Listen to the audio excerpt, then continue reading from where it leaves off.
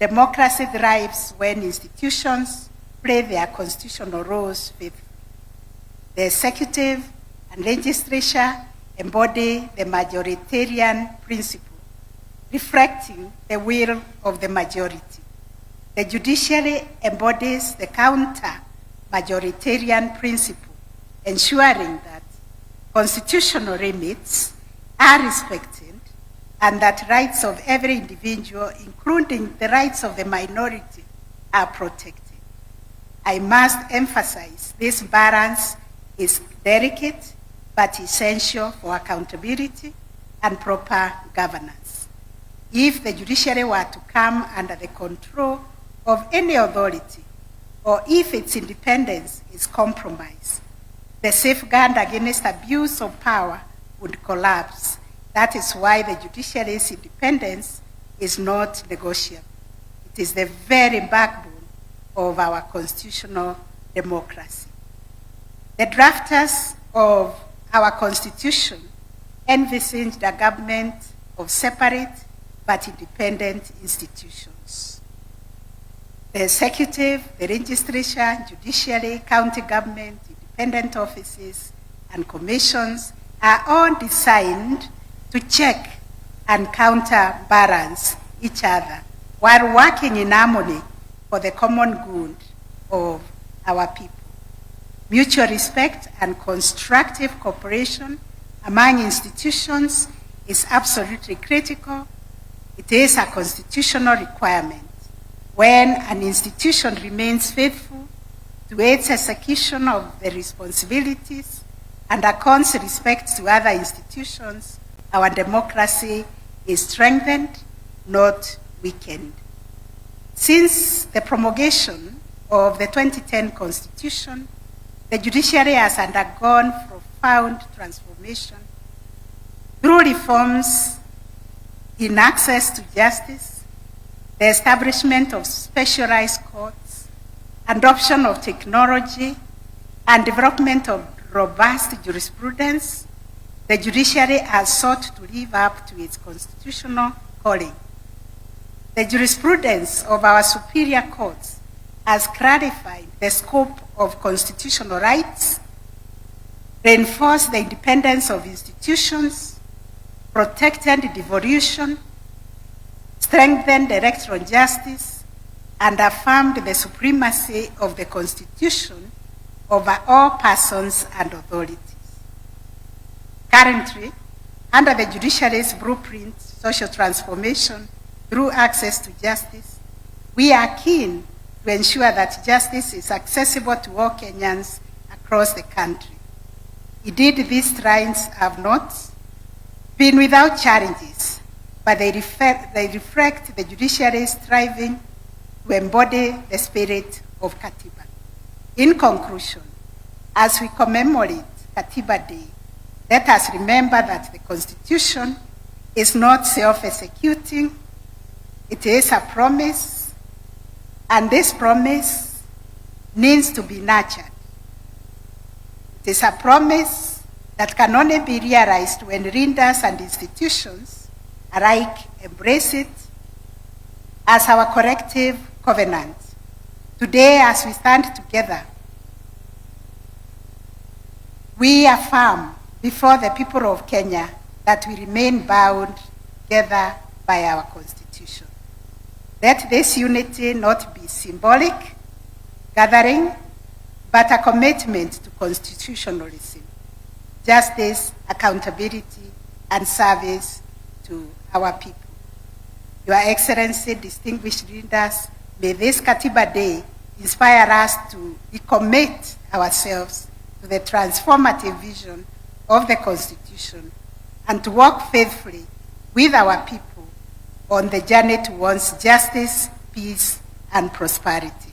Asanteni sana. May God bless you. May God bless Kenya.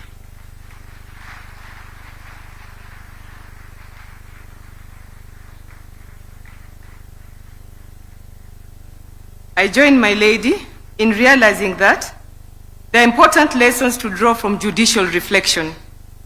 Chief Justice Beverly McLaughlin from Canada once stated, that a constitution is not simply a legal document, it is a living tree which, by its very nature, must grow and adapt within its natural limits. Kenya too must allow its constitution to live and breathe, adapting to the realities of today's youth, technology, and global challenges, while holding fast to its foundational principles. We now turn to the arm that translates our national aspirations into binding law, allocates resources, and holds the executive to account on behalf of the sovereign people. Parliament embodies representation, legislation, and oversight grounded in our national values and enriched by public participation so that the promise of the Constitution becomes the practice of everyday governance. And I wish to confirm that the public participation bill is before Parliament, and the Leader of Majority promises that soon we'll have a legislation on that.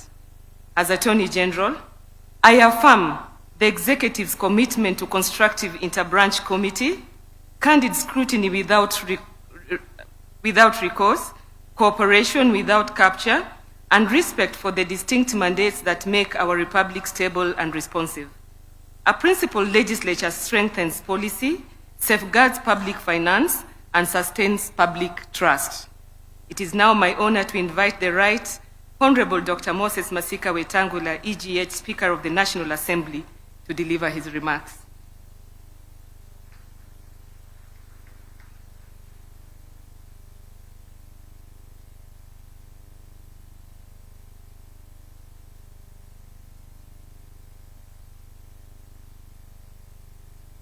Thank you very much, Attorney General. Your Excellency, our President, our Deputy President, and allow me to ride on the established protocols. Congratulations to Your Excellency for setting aside this Katiba Day for our nation. It reminds us, in case we forget, that this was a long, winding journey to get to this Constitution. Today marks 15 years since the promulgation, to reflect on the 15-year Constitution by celebrating the milestones we have made so far. It is noteworthy that the Constitution of Kenya 2010 marked a paradigm shift from the governance structure under the repealed Constitution by, among others, recognizing the centrality of the people in the conduct of the affairs of our nation. As Parliament, we are conferred with the sacrosanct constitutional functions of legislation, representation, and oversight. Over the last 15 years, Parliament has been at the forefront of ensuring the implementation of the Constitution. Your Excellency, ladies and gentlemen, looking at the 15-year journey, the following is a highlight of our key achievements as Parliament, more particularly the National Assembly. Parliament passed and enacted 63 bills to implement the Constitution as spelled out in the 5th schedule to the Constitution. The legislation included legislation on leadership and integrity, representation of the people, land and environment, devolved government, public finance, and the public service, among others.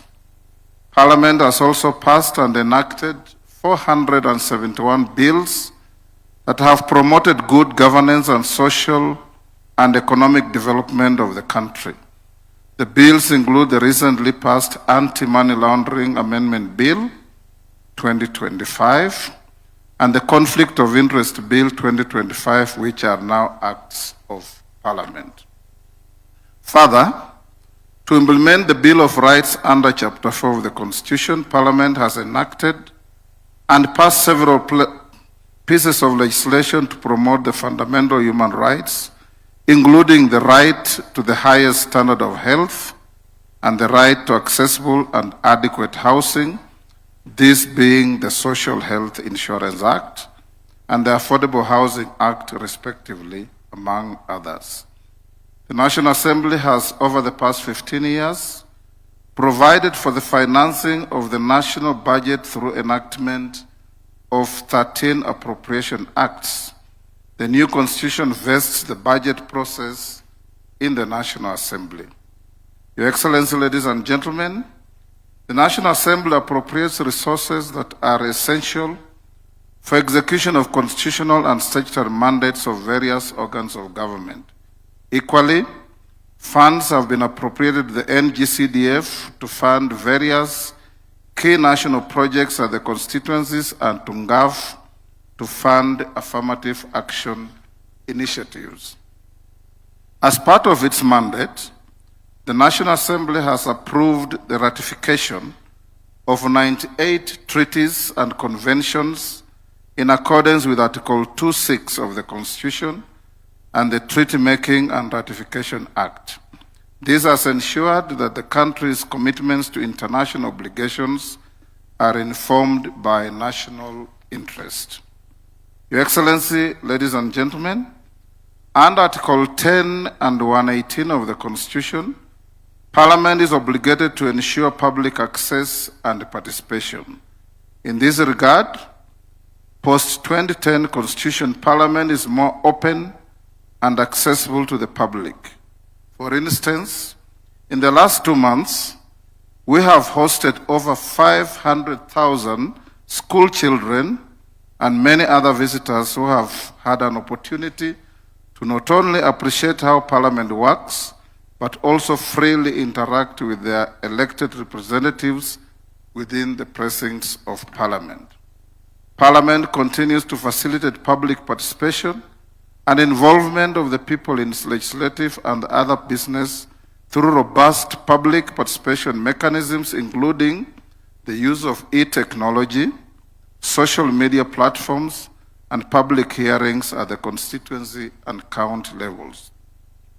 Since the promulgation of the new Constitution, the National Assembly has received and considered 1,233 public petitions in furtherance of the right of every person to petition Parliament in terms of Article 119 of the Constitution. Your Excellency, ladies and gentlemen, the National Assembly has for the last 15 years vetted 199 state officers nominated for appointment to various state offices, including cabinet secretaries, principal secretaries, holders of independent offices and commissions, and diplomatic postings. The National Assembly has processed 3,427 questions and required cabinet secretaries to respond to questions in plenary on various matters of concern to the people of Kenya. In the last 15 years, the National Assembly has initiated and considered 18 impeachment motions, including impeachment motions against cabinet secretaries and holders of independent offices and constitutional commissions accused of violating the Constitution. This has ensured compliance with the guiding principles of leadership and integrity by state officers. Suffice to mention that we also considered a motion for impeachment of a deputy president. As part of oversight, the National Assembly, through its watchdog committees, continues to examine the audited accounts of state organs to ensure the prudent use of public resources by state organs. Further, the Public Debt Committee of the National Assembly oversights the National Treasury to ensure responsible borrowing and compliance with the statutory public debt ceilings, which is an issue of concern to the people of Kenya. Over the period, the National Assembly approved 4 special motions for deployment of KDF in DRC Congo, within the country, and the deployment of the National Police Service to the country of Haiti. Your Excellency, ladies and gentlemen, the National Assembly has passed and enacted several electoral laws in compliance with the general principles of electoral system, including free and fair elections, which are simple, accurate, verifiable, secure, accountable, and transparent, as provided for under Article 81 of the Constitution. Additionally, the National Assembly has previously facilitated the selection and constitution of the IEBC, including the recent appointment of the chairperson and members of the IEBC. Your Excellency, ladies and gentlemen, Parliament has over the relevant period passed 27 division of revenue bills and count allocation of revenue bills to ensure adequate allocation of national revenue to counties. It is important to note that in the current 2025-26 budget, the equitable share of revenue to counties stands at 21% of all revenue collected by the national government. In real terms, the equitable share of revenue allocated to counties has grown from 190 billion in the financial year 2013-2014 to 415 billion in the financial year 2025-26. This is in addition to the conditional additional allocations, donor funds, and on-source revenue for our counties. The National Assembly also engineered the operationalization of the House of Senate and the 47 county assemblies by extending training, capacity building, and provision of startup staff. This cooperation and collaboration remains a continuing engagement by the National Assembly and other legislative organs. Additionally, Parliament has in the past years played critical roles in promoting constructive dialogue on the issues of national importance. An example of such is the Building Bridges Initiative and the National Dialogue Committee process, commonly referred to as BBI and NADCO, respectively. Your Excellency, ladies and gentlemen, while the achievement of the two-thirds gender rule has been elusive, the country has recorded a progressive growth of elected women in various categories. From 16 elected women members of Parliament in single constituencies in 2013 general elections, we now boast of 29 women members of Parliament, not to mention the 7 women governors elected by the people of Kenya. We have also recorded a significant number of elected youth to the National Assembly, which stands at 46 in the current National Assembly. Similar impressive numbers have been recorded in all our 47 counties. The Constitution 2010 led to the establishment of a bicameral legislature and increased members from 224 to 418. To this end, Parliament has undergone several structural developments to cater for the increased membership, including construction of the office complex, namely the Bunge Tower, and other attendant facilities. Your Excellency, ladies and gentlemen, from the foregoing, Parliament has indeed made great strides and achieved key milestones in facilitating the realization of the aspirations of the people of Kenya under the new Constitution. Our Parliament has become an admirable and appreciable benchmarking center for many parliaments seeking to learn on best practices and ideals of parliamentary democracy born out of our 2010 Constitution.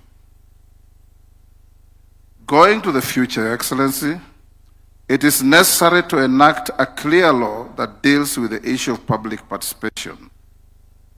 The Attorney General, cooperating with Parliament, has a draft bill that is before the House, which is now being harmonized by the House Committee with 2 other bills that were drafted by individual members, so that we can simplify and make public participation user-friendly, cost-effective, to avoid unnecessary and unhelpful duplex processes.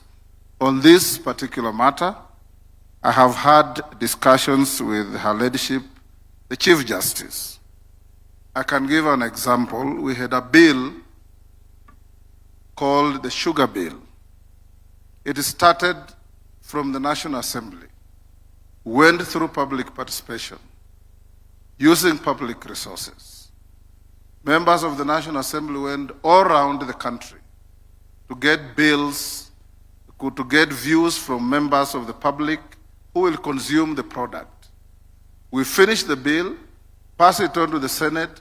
They start again the same round of public participation, going to meet the same people, pick the same views, spend the same resources from the same envelope. And if we don't do that, some Kenyan goes to court and the court say there was not adequate public participation. This is the reason why it is so important that we must have this law passed as quickly as possible, and I promise Kenyans that within the first 1 month of our resume from recess on 23rd September, this bill will be ready for presentation to the President for assent. In conclusion, the Constitution being a living and dynamic document, it is our considered view that it is desirable, and this has been alluded to by Professor Makau, the Attorney General, and somebody else, that we have a continuous candid conversation on the 2010 Constitution to be able to evaluate what is working, what has worked efficiently, and what is not working or what is excessive in the Constitution. Such exercise would help our country to continue with our journey to achieving a near-perfect Constitution for our country.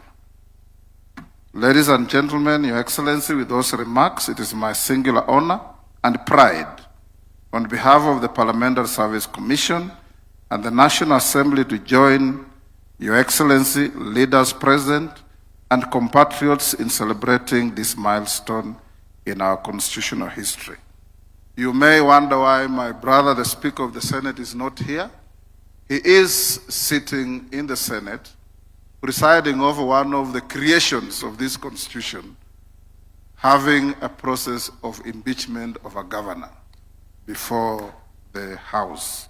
And this is the beauty of this Constitution, that if you are impeached at the county, you still have an appellate structure at the Senate for your case to be heard. And you still have an appellate structure to go to the courts to challenge whatever we do. This Constitution is wonderful, this Constitution is great, but it will be as great as we adhere to its ideals, to its principles, and its implementation. May God protect our country. May God make us more conscious of our rights, and may God make Kenyans understand and appreciate that we must be each other's keeper in protecting our country. Thank you.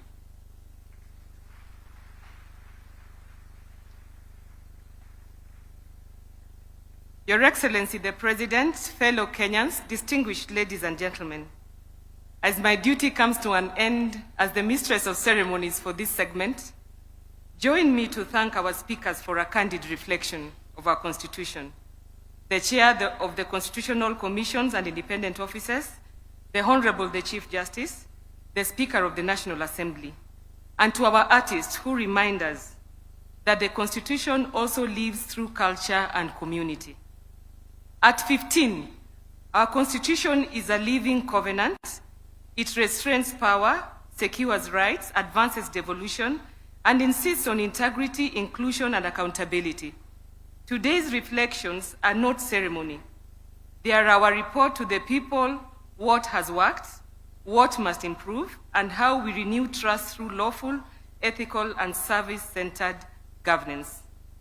As the Attorney General, my office's duty is straightforward: to uphold the constitutionality in executive action, to steward sound legislation through clear drafting and rigorous review, to defend the public interest in our courts, and to facilitate principled cooperation among institutions while respecting their independence. When each arm performs its mandate and does so within the law, the promise of Katiba becomes the practice of everyday life. Allow me to echo the words of the former UN Secretary General Kofi Annan: a constitution is only as strong as the will of those who live by it. Today we are called to renew that will, to make the constitution a living covenant, not just a historical document. With gratitude for your attentiveness, it is now my honor to invite His Excellency Dr. Musalia Mudavadi, EGH, Prime Cabinet Secretary, to address us and thereafter introduce His Excellency Professor Kithure Kindiki, EGH, Deputy President of the Republic of Kenya. Thank you for the pleasure of your company. Thank you.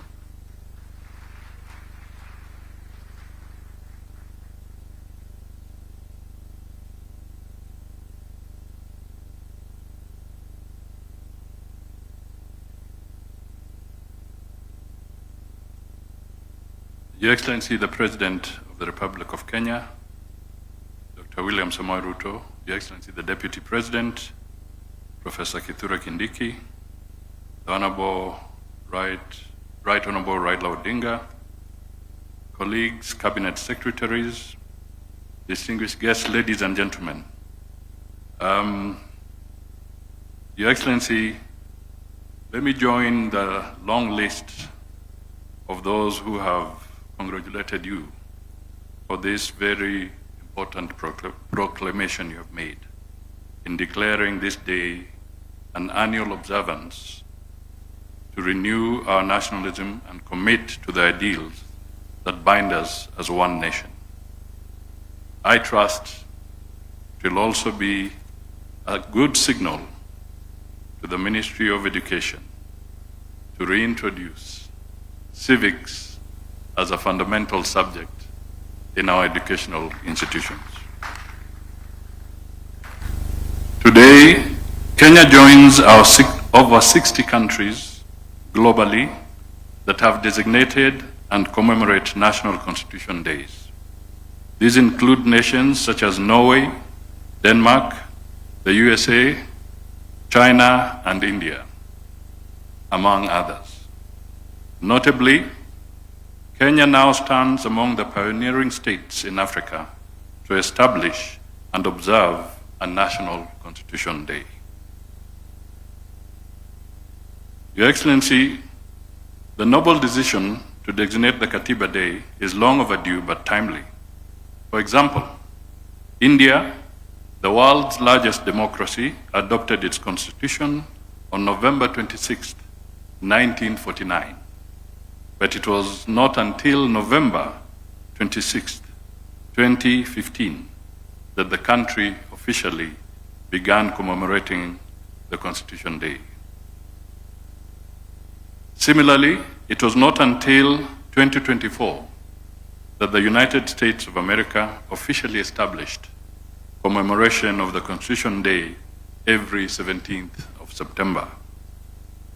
Personally, it was a privilege to oversee the early implementation of devolution when I served in the Grand Coalition Government as Deputy Prime Minister and Minister for Local Government. I oversaw the development of the sessional paper on devolved government under the Constitution of Kenya 2010. Today, we all celebrate the decentralized power, fostered equitable development, and we celebrate our diversity, making devolution a cornerstone of the Constitution. Fellow Kenyans, let us cast our minds back to the harrowing days of 2007 and 2008 post-election violence. It was a stark reminder that without strong institutions, chaos reigned.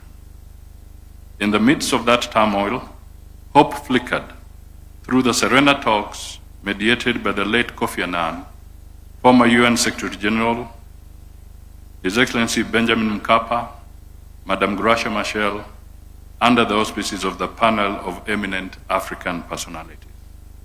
I was honored and privileged to be with you, Your Excellency, William Ruto, the Honorable Moses Wetangula, the Honorable Martha Karua, the Honorable James Orengo, the Honorable Professor Samson Ongeri, the Honorable Dr. Sally Kosgei, and the late Honorable Mutula Kalonzo as the negotiators in their NAN-led Serena talks, which came up with the National Accord.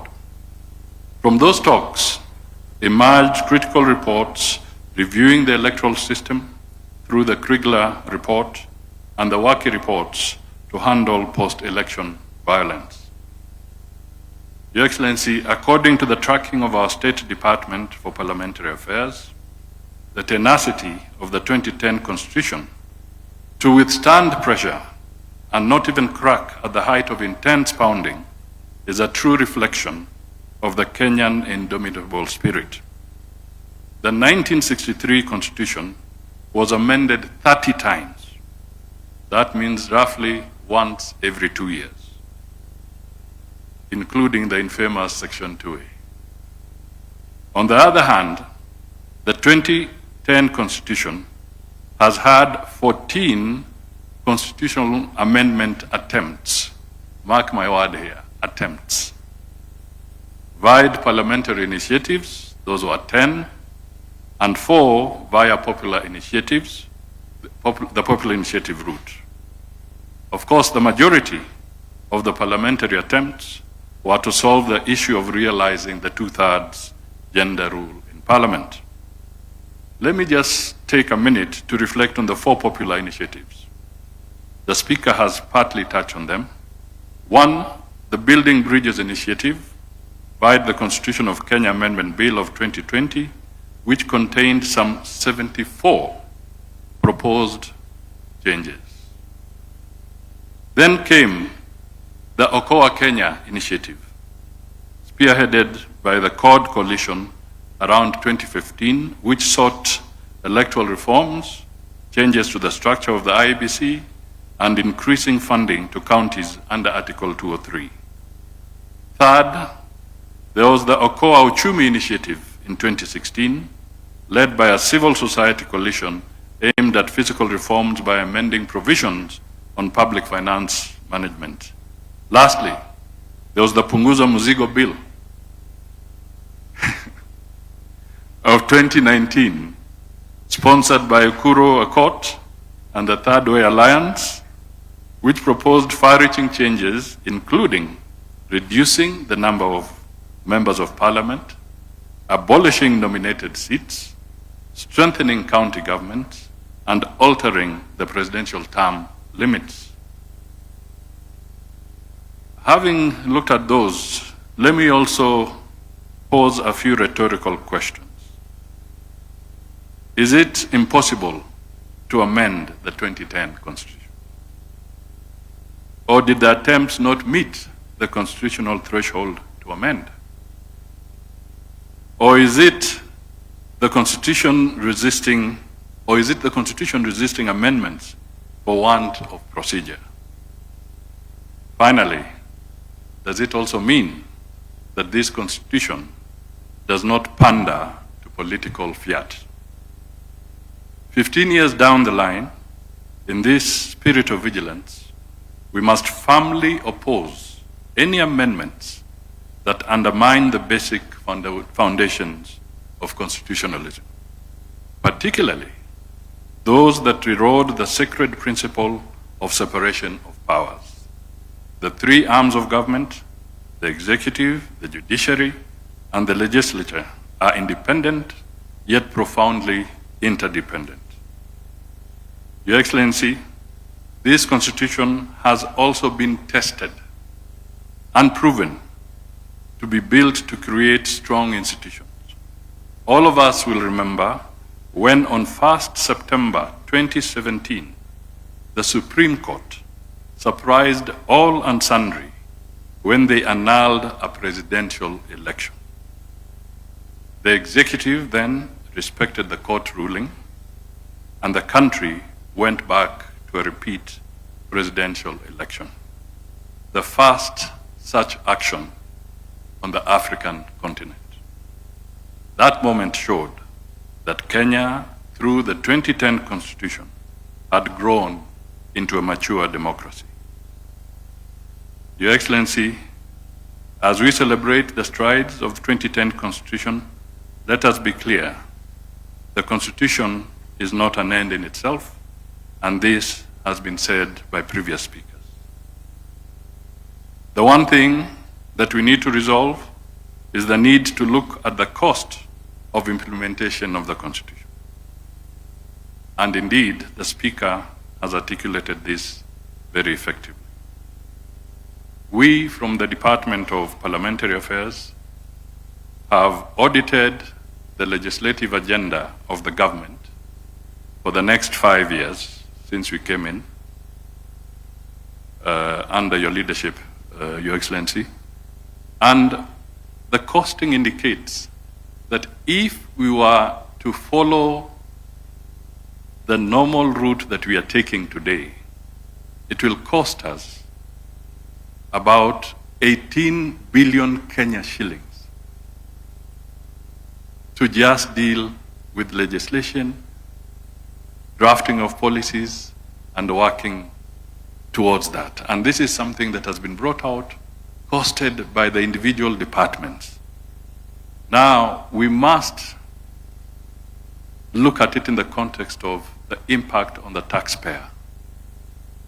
Is there value for money if we use 20 billion shillings on policy documents, or should we provide medicine in our hospitals and build bridges? This is a fundamental question that Kenyans ought to reflect on, and hence the importance of the public participation bill. We cannot have multiple layers of public participation on the same issue, from the executive to the parliament to the county governments to the technocrats, multiple layers on the same issue. That, in my view, is robbing the Kenyans. We need to look at it carefully. Finally, Your Excellency, having said all this, I was very careful. I came with written remarks because on matters constitution, you don't want to be misquoted. But let me end by once again saluting Kenyans for the 2010 Constitution and really reiterating that this is a foundation of our legacy as a stable democracy, and through a stable constitution, stable democracy, we shall attract more investment and create better opportunities for our Kenyan people. It is now my duty, Your Excellency, to invite His Excellency the Deputy President to come back to the podium so that he can navigate us to the final stage with you. I just want to tease him a little bit as he comes. I saw in the program, Your Excellency, the song, My Land is Kenya, and I was waiting for it because the writer and composer of that song was a gentleman who went to Nairobi School, and he was born in Kenya. He was called Roger Whittaker. And this gentleman went to Lenana. Mr. Deputy President, it's your turn.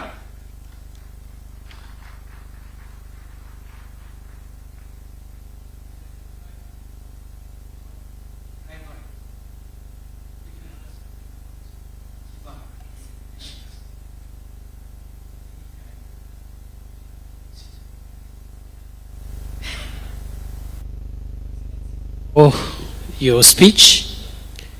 We have in our midst a statesman, an elder statesman, Prime Minister Raila Odinga, who has done a lot for this country. It's only fair that we recognize him and ask him to say jambo.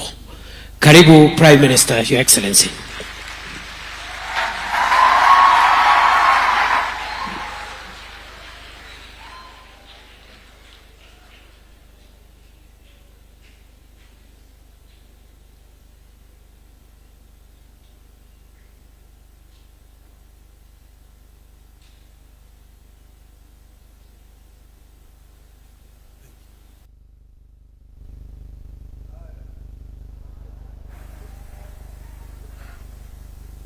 Your Excellency, distinguished guests, ladies and gentlemen, all protocols observed. Hamjambo. Hamjambo tena. I was telling His Excellency there that you should have started this meeting at 9 o'clock in the morning. This is a very important subject that you don't bring in the afternoon. Most people are tired. But I'm very happy to be here this afternoon. And let me begin by saluting the people of Kenya who braved a painful struggle, not only to give themselves a new constitution, but also to make the word constitution a popular and a valid subject for discussion in our country. Those who have come of age towards the tail end of the very protracted struggle under this constitution may not believe it. But there was a time when being perceived to be harboring thoughts about a new constitution landed people in jail. I wish to pay unreserved tribute to those citizens of Kenya, the living and the dead, who braved the worst in order that Kenya may get a new constitution. And here, you may remember some of them. The late Masinde Muliro, my father Jaramogi Oginga Odinga, Martin Shikuku, George Ndenge, Ahmed Bamariz, Philip Gachoka, and then my other teams, the Young Turks, Paul Muite, James Orengo, Professor Nyang Nyong'o, Yua Ger, Toby Manyara, Kitui. And then members of my parliamentary select committee who started the serious process of making a new constitution. One of them, His Excellency the President here. The other one, son of Anna, the Prime Cabinet Secretary. The other one, Kalonzo Musyoka, Noah Katanangala, the late George Anyona, Martha Karua, those others there. I want to congratulate all of them. There are so many other Kenyans who made it possible for us to have a new constitution. With the proclamation, I want to first say that I want to thank the government and the president for proclamation that has made this day a Katiba day possible now and into the future. With the proclamation, you have transitioned from fearing to celebrating a constitution. It is my belief that this annual Constitution Day will be an avenue for a robust take on our constitution, what works and what is failing. That was never allowed in the past. I want to encourage Kenyans to engage with this new development now and into the future in the interest of our nation. I'm being very deliberate here in my reference to the nation. It is my firm belief that whatever dreams we choose to pursue, either individually or collectively, we need to have a country first. We must preserve the territory known as the Republic of Kenya first.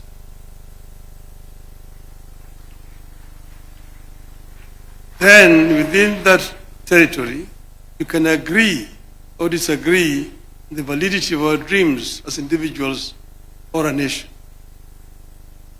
Since you promulgated the Constitution 2010, we have reaped a bountiful in some areas and a whirlwind in others.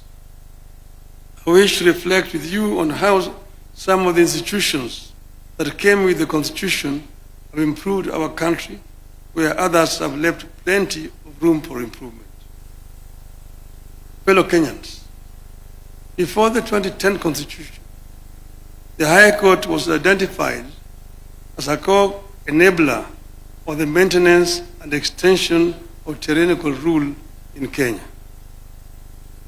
Out of that period, you can barely recall any decision of the old High Court that upheld the people's fundamental civil liberties. That is the period in which the Attorney General declared that the President was above the law. And I hope that my sister here will not follow suit. It was the period of constitutional amendment that removed the security of tenure of judges. Since 2010, the Constitution and Human Rights Division of the High Court of Kenya has set itself apart from the Court of Appeal and the Supreme Court as the most effective vanguard of the people's fundamental civil liberties. The Constitution of 2010 came with a stronger mandate for the Auditor General. From an era where the Office of the Auditor General was heard of only once in a year when it published its reports and dumped it in Parliament. Our Auditor General since 2010 have been bold, brave, and easily identifiable for standing up for the public interest. Indeed, the last attempt by the Office of the Auditor General to secure software and equipment to monitor the spending of public finances on a real-time basis ended up with an attempt to arrest the holder of the office, then Edward Ouko, and charge him with corruption. Today, we receive constant and intermittent disclosures of financial impropriety and lack of accountability in government. What we receive is a far cry from what we should be having, but they represent a very drastic departure from what used to be. The Commission for Revenue Allocation also came with the new constitution against the background of a past skewed allocation of natural resources. Since 2010, the commission that was established to make recommendations concerning the basis for the equitable sharing of revenue raised by the national government between the national and county governments among the county governments has managed to do so without accusations of political bias. I believe that without the diligent work of the CRA, devolution would have become the single most divisive development in modern Kenya. Ladies and gentlemen, some of the institutions of the 2010 Constitution have let the country down, of course, in my estimation.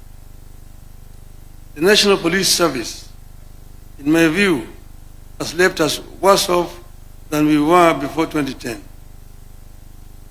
Abuse of the right to life, degradation of human dignity, torture and denial of security of person by the police have increased under the watch of National Police Service. While the current effort by the government to compensate victims of protests offers some ray of hope with regard to policing, it may be time for the country to rethink its approach to police reform. Your Excellency, I know that they have done it elsewhere. They did it next door here in Tanzania. In Tanzania, the police are civil. When they come to arrest you, they come and salute and say, "Ndugu, naomba nikushike." And then you say, "Twende."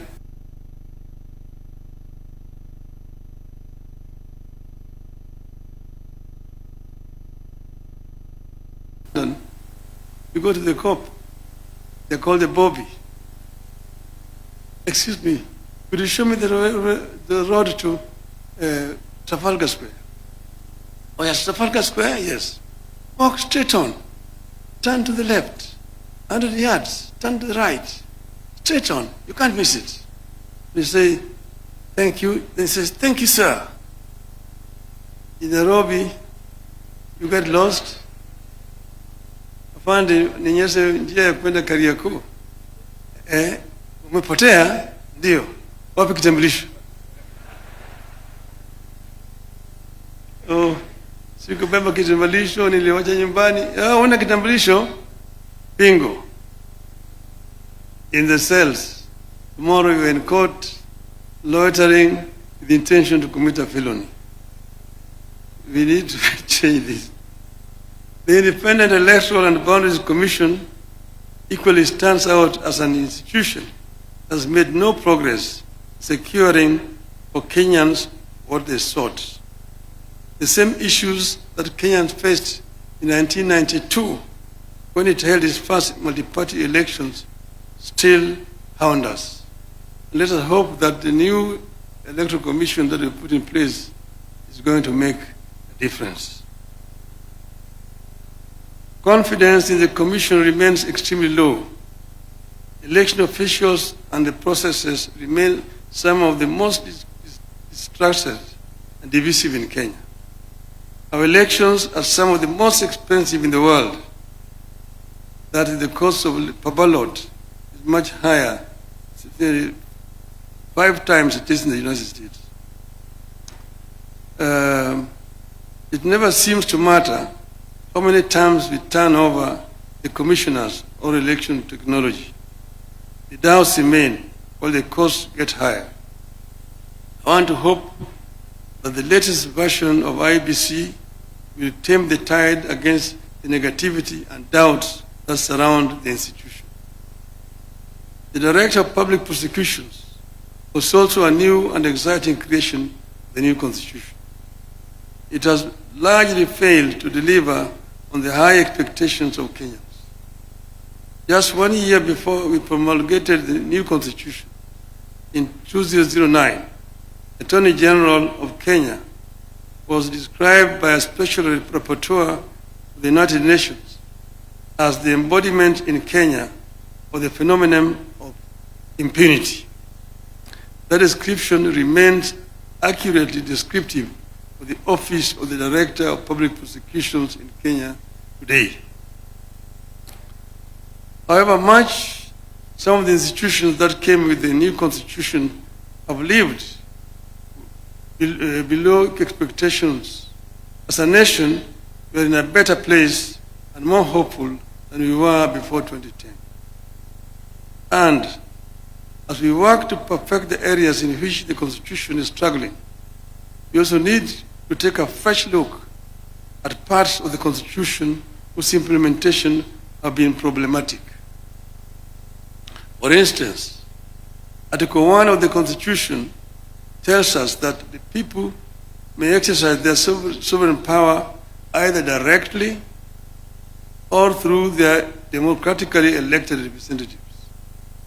Kenyans seem to know how to exercise sovereignty through their elected representatives.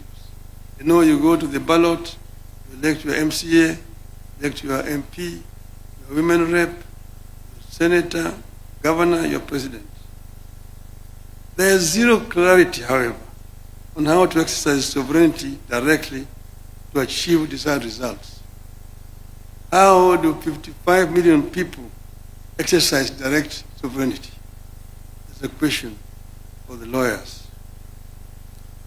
Secondly, I believe the time has come for the country to relook the whole issue of devolution. Kenya, in my view, is too tiny for 47 devolved units.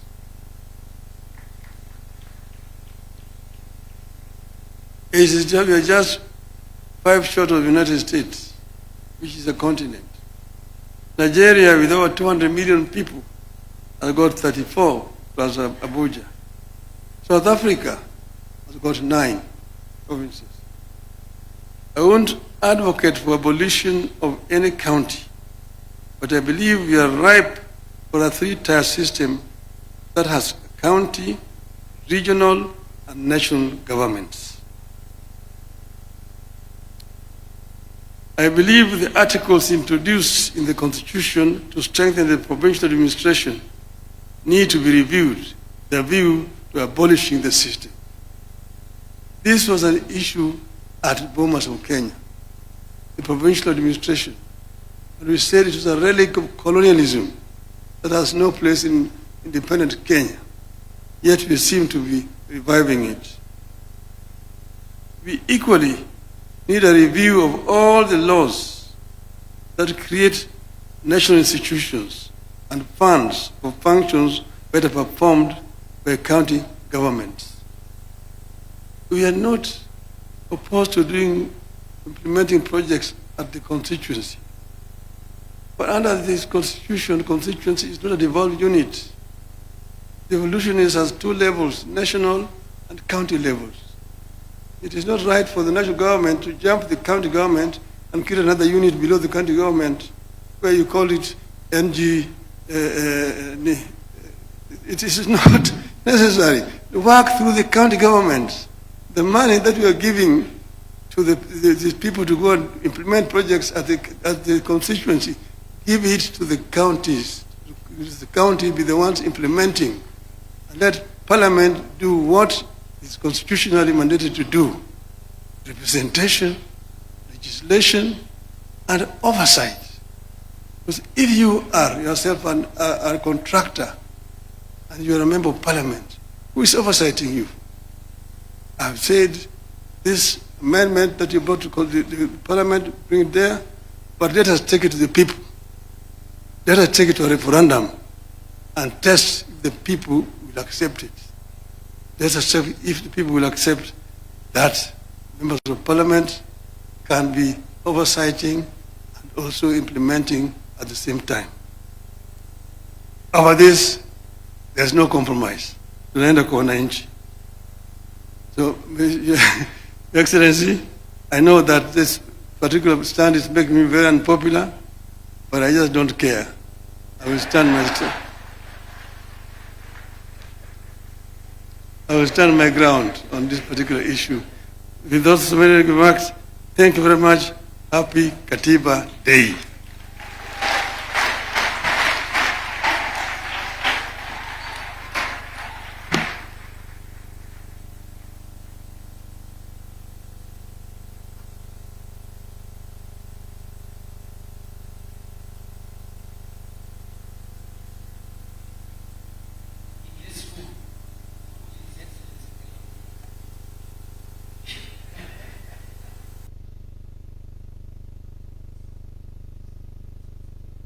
Especially the last one.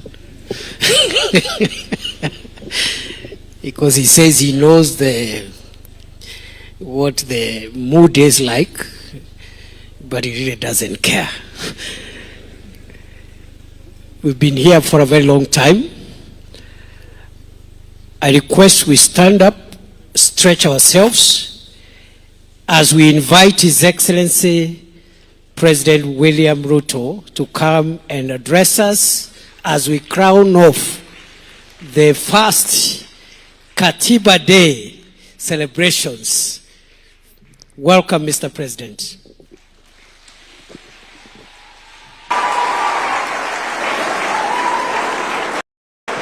Thank you very much. Please, let's take our seats.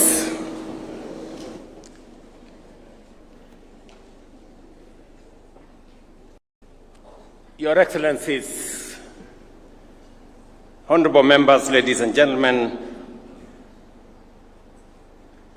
good evening. When I reflected on our journey to a new constitution, and as has been ably put by those who have spoken before me, especially the former Prime Minister, we were members of the Parliamentary Select Committee that midwifed the constitution-making process. At some point, he was chair. At some point, I was chair. But we all participated in this journey. And as I reflected on our journey towards a new constitution, I was reminded in my conscience that when we got a new constitution, we seemed to have said we are done with matters constitution. And that is why I decided that maybe it is time. It may be 15 years down the road, but it's never too late to do the right thing. And that is why I signed a proclamation for us to celebrate this day,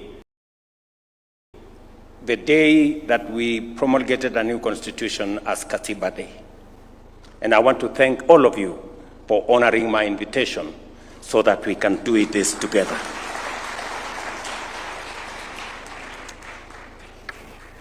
As I reflected on how this should be done, I also was informed by the journey. What we discussed during the constitution-making process is that we had too many holidays. That was actually one of the problems we had, and that is why there was an attempt by the new constitution to consolidate national holidays, that there were too many. And so it was the reason why I also thought, in the spirit of this constitution, we should not make this a national holiday where there is no work. And partly why I thought maybe we should have this occasion in the afternoon so that people can work in the morning. It was my thinking. But maybe we can refine that as we go forward. But the Constitution of Kenya 2010 was born out of people's deepest desire for justice, inclusivity, and dignity. We longed for a country where power belongs to the people, where no Kenyan is left behind, and where rights and freedoms are guaranteed for all. Today, on the 15th anniversary of the enactment of the Constitution, we celebrate Katiba Day to honor the covenant and to renew our fidelity to its vision. This Constitution is acclaimed across the world as one of the most progressive and transformative.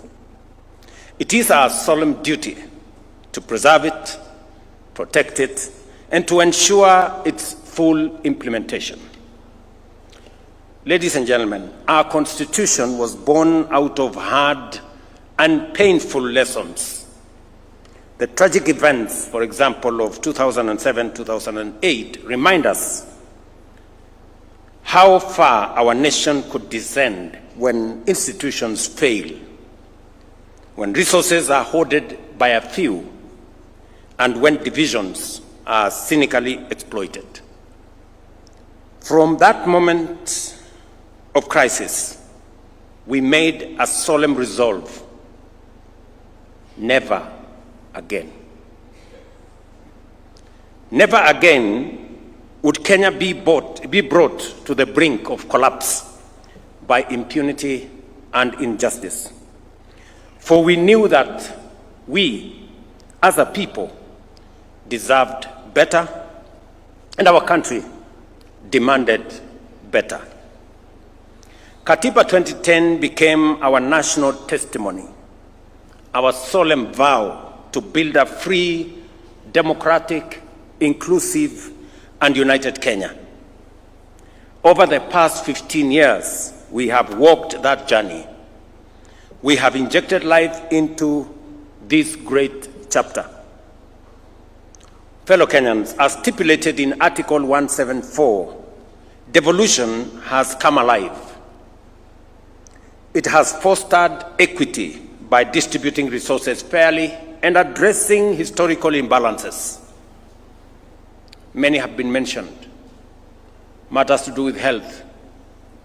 Many counties, for the first time, had doctors in facilities. We've been told about the first cesarean session done in Mandera County for the first time. under devolution, and many, many testimonies could follow. Since the birth of devolution 12 years ago, the national government has transferred a total of 4 trillion to counties. Today, every corner of Kenya has a functional county government, closer to the people than ever before. From our first day in office, I affirmed that devolution would not merely be a constitutional provision, but the crown jewel of our democratic governance. I pledged to accelerate the full transfer of all outstanding devolved functions as assigned in the 4th schedule of our Constitution, together with the requisite resources. This commitment was formalized during the 11th National and County Government Coordination Summit in Nairobi on the 16th of December 2024. Today, all 14 devolved functions have been conclusively delineated, unbundled, and formally gazetted, eliminating long-standing ambiguities that hampered service delivery and fueled intergovernmental disputes.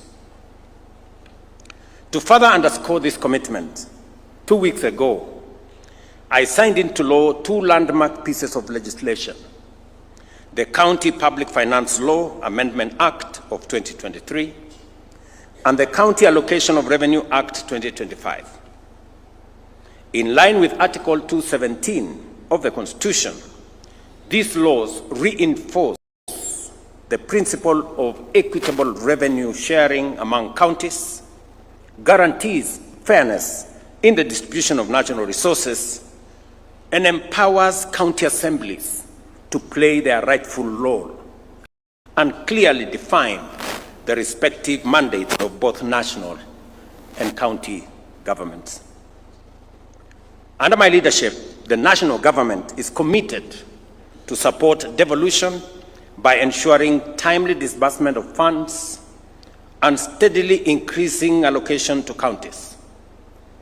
Under the Division of Revenue Act 2025, we have allocated an unprecedented 415 billion to counties.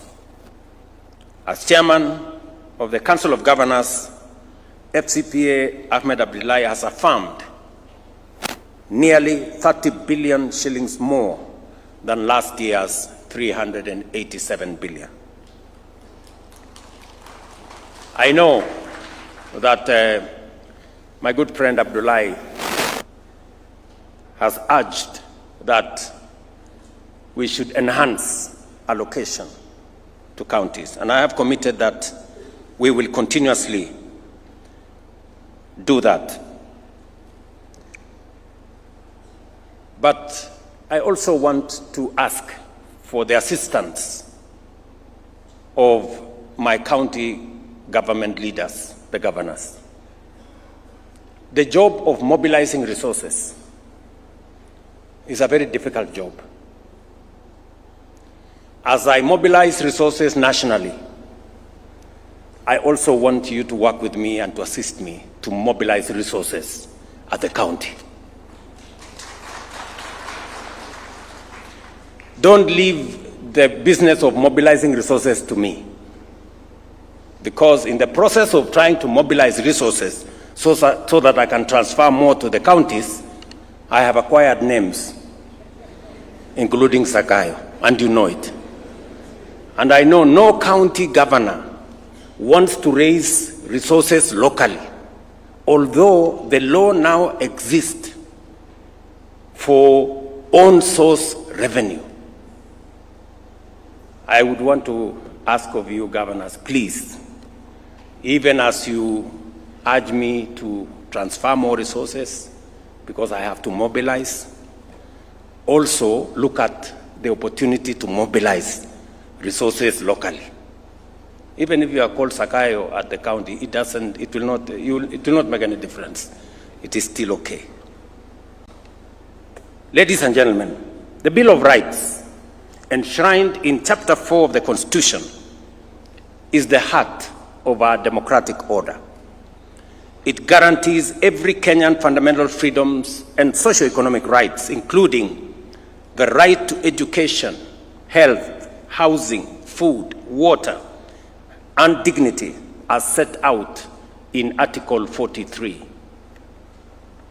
Over the past 15 years, we have worked diligently to breathe life into these rights. And I say this in the full understanding that for citizens of our nation to be able to enjoy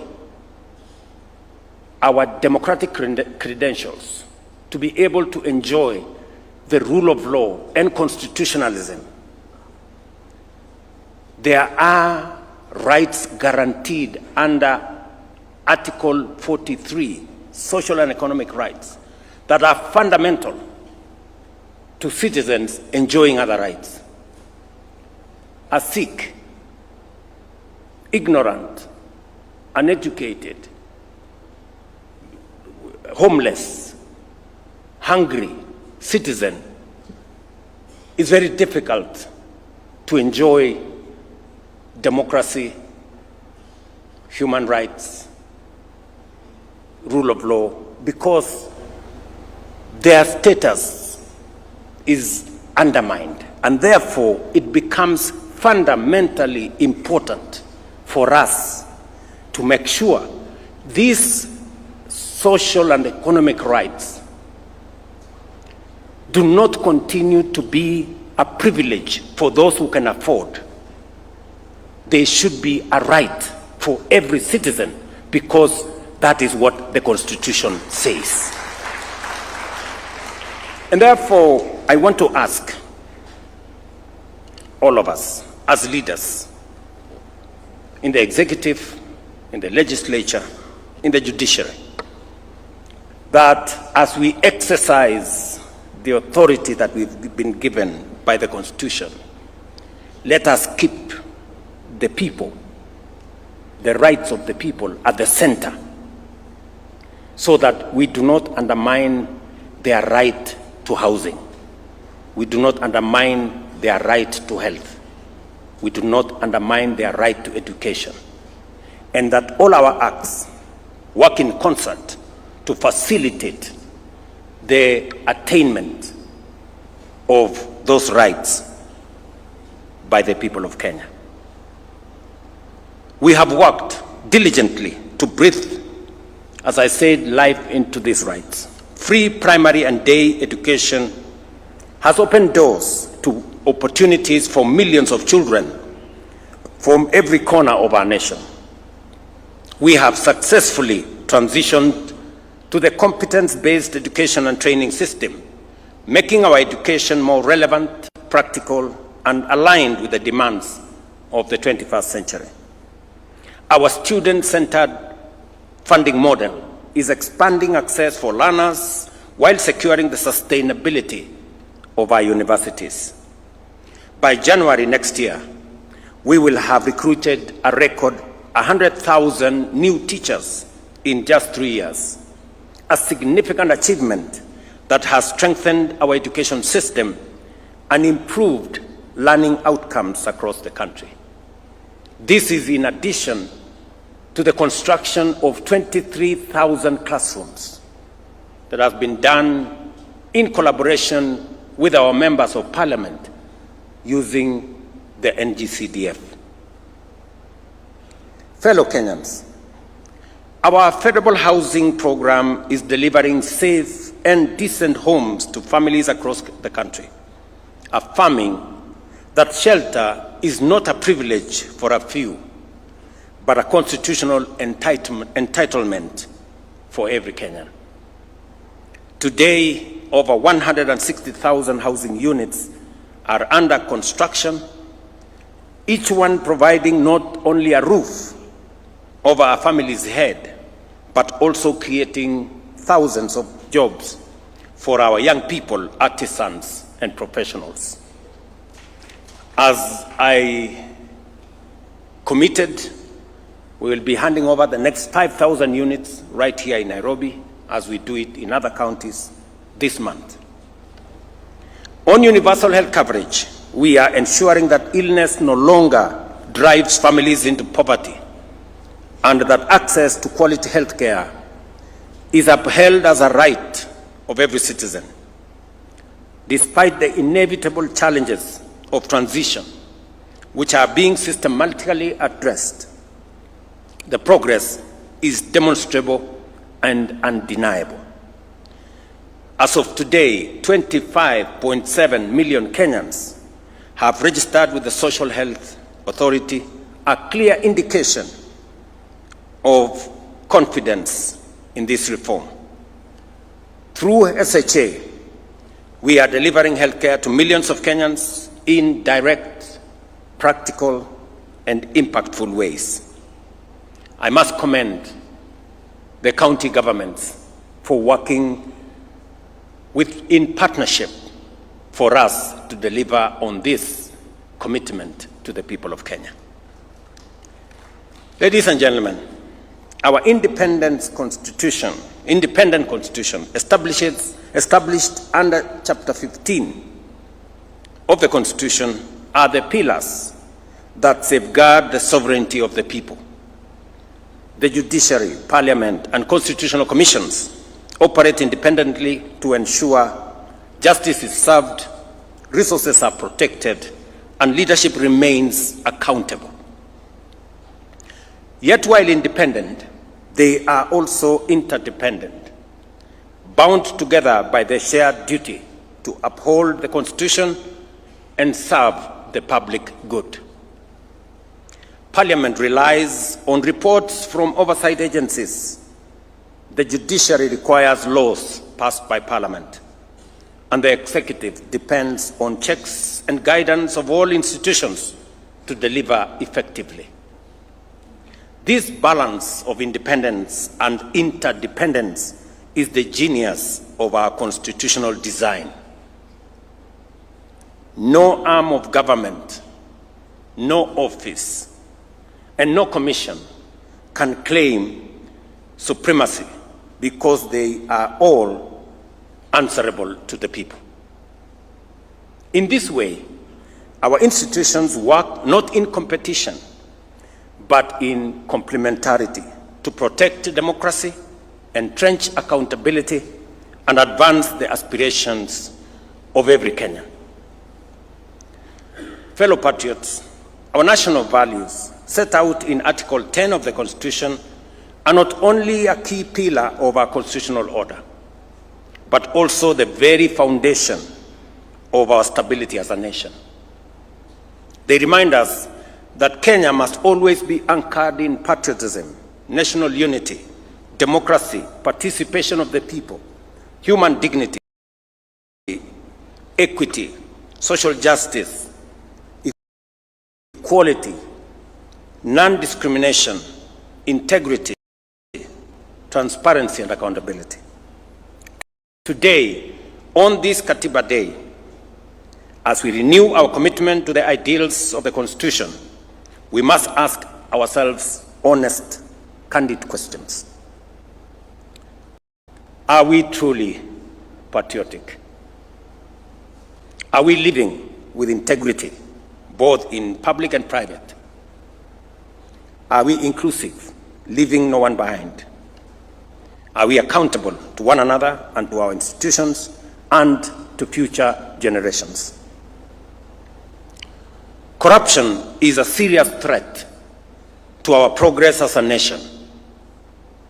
It undermines our Constitution, weakens our institutions, and erodes the well-being of every Kenyan.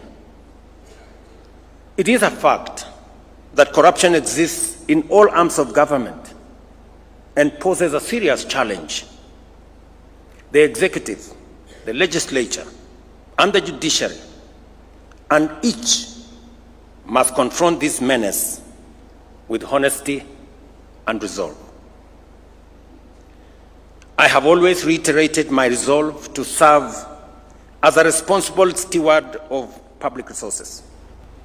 We have digitized and automated government services to seal loopholes and eliminate the opportunities for corruption. Today, Kenyans can access over 22,000 services on e-Citizen, up from 325. The results are evident. Revenue collection has risen dramatically to over 1 billion shillings every day, translating to more than 500 billion annually.